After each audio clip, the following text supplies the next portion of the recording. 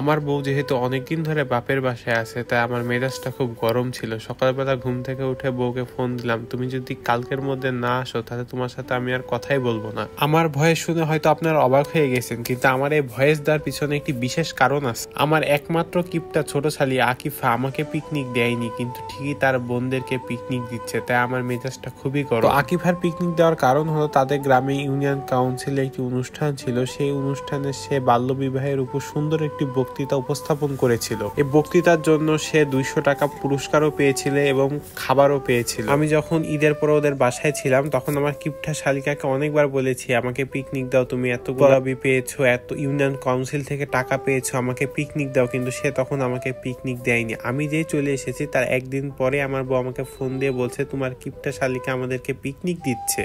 ওদের এসব ডিম টিম সিদ্ধ করা দেখে আসলে আমার খুব লোভ লাগছে। আমি ওখানে থাকলে আজকে কি খাওয়াই না খাইতাম, কিন্তু আমার ভাগ্য খুবই।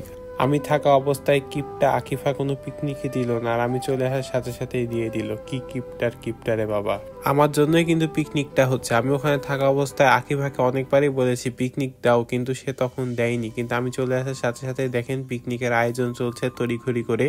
তারপরে এখন আমি আপনাদের শোনাই বুড়ির কাহিনী। এই যে বুড়িকে দেখছেন, এই বুড়ি কিন্তু বিয়ের পর থেকে আমাকে সহ্য করতে পারে না, আর এই সহ্য করতে না পারার কারণটা আমি আজ পর্যন্ত জানতে পারলাম না। তারপরে আমি আমার বউকে জিজ্ঞেস করলাম এর কারণটা কি। তখন আমার বউ বললো যদি ওকে কেউ টাকা দেয় তাহলে ওর কাছে সে ভালো, আর যদি ওকে কেউ টাকা না দেয় তাহলে সে ওর কাছে মহা খারাপ। এর জন্য রাজশাহীতে আসার দিন আমি ওকে 50 টাকার একটা নোট দিলাম, কিন্তু 50 টাকার নোট দেখে সে খুশি না। সে মনে করছে 50 টাকা একটা ছোট টাকা, তাই সে নিবে না। তখন আমি বললাম তুই 50 টাকা নিবি না, তেনে এদের 20 টাকা 2টা নোট নে। ওমা আমি তো অবাক, দেখি ও 50 টাকার নোট ঠিকই নিল না, কিন্তু 20 টাকা 2টা নোট নিয়ে নিল। ও মনে করছে যে এই 20 টাকা 2টা নোট ওই 50 টাকা একটা নোটের থেকে বড়। ভিডিওতে আমার টুকটুকি শাড়িদের দেখে আমার মনটা খুবই খারাপ হচ্ছে। ইস, আমি যদি ওখানে থাকতাম তাহলে কতই না মজা হতো। এই আকিফাকি, তুমি যদি ভিডিওটা দেখে থাকো তাহলে তোমাকে একটা কথা বলছি, শোনো। তোমার উপর আমার একা অভিমান, তুমি কিন্তু কাজটা ভালো করলো না। আমি অনেক রাগ করে আছি তোমার উপর, আর এই রাগ ভাঙানোর দায়িত্ব তোমার। আর এই রাগ তুমি কিভাবে ভাঙাবা তুমি সেটা বুঝে নাও। আজকের ভিডিওটি কেমন লাগলো? ভিডিওটি যদি ভালো লেগে থাকে তাহলে অবশ্যই লাইক কমেন্ট শেয়ার করে দিবেন প্লিজ।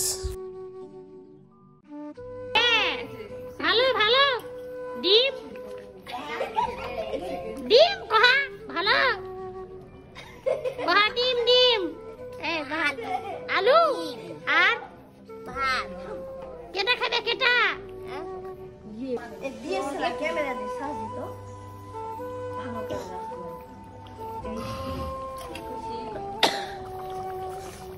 সবাই ভালো থাকবেন, দেখা হবে নেক্সট কোনো ভিডিওতে। আমাদের ছোট্ট পেজটিকে ফলো এবং আমাদের ইউটিউব চ্যানেলটিকে অবশ্যই সাবস্ক্রাইব করে দিবেন। আল্লাহ হাফেজ সবাইকে, টাটা।